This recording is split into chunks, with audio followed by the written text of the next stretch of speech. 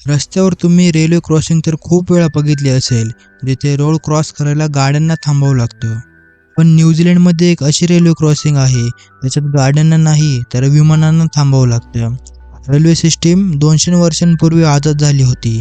त्या काळात ट्रान्सपोर्टचा कोणताच ऑप्शन नव्हतं. त्यामुळे सर्व देश ट्रेनचा वापर करू लागले आणि ट्रेनसाठी ट्रॅक बनवून घेतल्या. रेल्वे ट्रॅक लावताना तो सपाट जागेवर लागला पाहिजे, त्यामुळे ट्रेन सहजपणे जाऊ शकेल.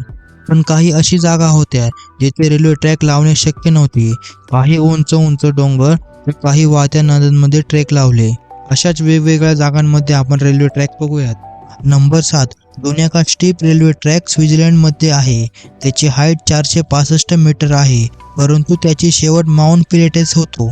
त्याची हाईट 2128 मीटर आहे. म्हणजे ही ट्रेन 1600 मीटरची उंचीला आणि 4.6 किलोमीटर ट्रॅकिंगमध्ये कव्हर करते. परंतु ट्रेनच्या ट्रॅकला ग्रीप धरायला काही नसते, म्हणून तो चढताना स्लिप होऊ शकतो.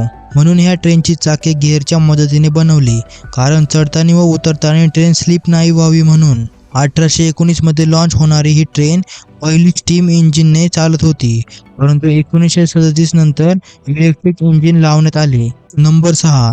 न्यूझीलंडमध्ये गिसबन नावाचा एक शहर आहे. त्या शहरामधला एअरपोर्ट खूप वेगळा आहे.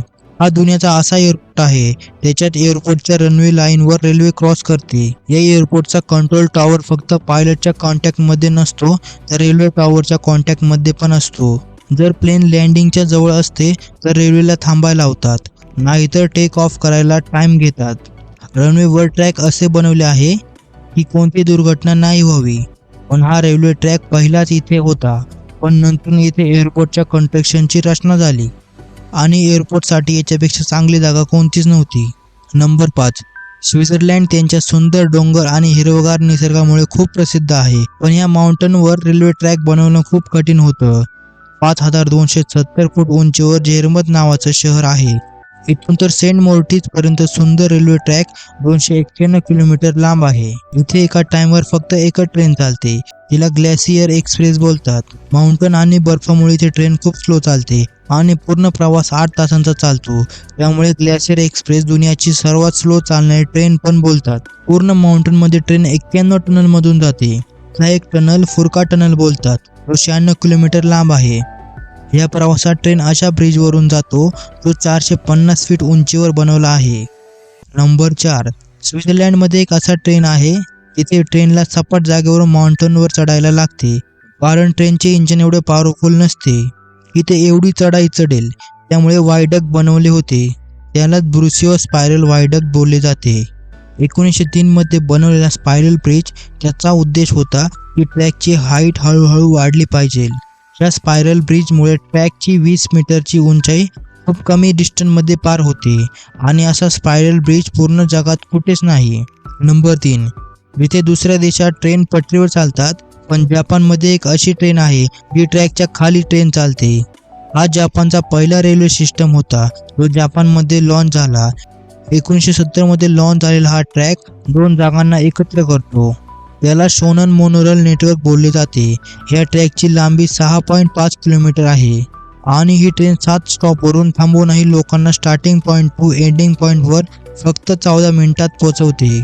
नंबर 2. 415 किलोमीटरचा हा रेल्वे ट्रॅक थायलंडच्या बँगपॉंग शहरातून स्टार्ट होतो आणि बर्माच्या शहरात हनुबियुजयात पर्यंत संपतो. तसं तर याचं नाव बर्मा रेल्वे आहे, पण हा देत रेल्वे नावाने फेमस आहे. याला देत रेल्वे नाव असंच नाही बोलत, याच्या मागे मोठी स्टोरी आहे. वर्ल्ड वॉर 2 मध्ये आर्मीला जेवण आणि वेपन पोहोचायला एम्पायर्स ऑफ जपानने हा ट्रॅक बनवला होता. परंतु हा ट्रॅक बनवायला 1 लाख वॉर क्रुझर ला वापरले गेले. 415 किलोमीटर लांब हा ट्रॅक लवकर बनवायला वॉर क्रुझरवर अत्याचार करायचे, त्यामुळे त्यातले 50% लोक तिथेच मरायचे आणि त्यांना त्याच्यातच ट्रॅकमध्ये गाडून टाकायचे. नंबर 1. USK स्टेटमध्ये ओहायो हा नेपोलियन आणि डिफेन्स दरम्यान बनवलेला हा जगातला सर्वात खतरनाक रेल्वे ट्रॅक मानला जातो. जिथे सर्व रेल्वे ट्रॅकला सरळ रेल्वे ट्रॅक पाहिजे असतो, यात ह्या रेल्वेचा ट्रॅक खतरनाक, वाकडा तिकडा आणि वरती खाली आहे. यातून ट्रेनला जायला खूप मोठे स्ट्रगल करावे लागतात. पण हे असे का आहे? ट्रॅकला नीट का नाही करत? कारण जो ट्रॅक जंगलातून जातो ती जमीन खूप ओली असते, त्यामुळे जी ट्रॅक आहे ती जमिनीतून बसून गेली आहे.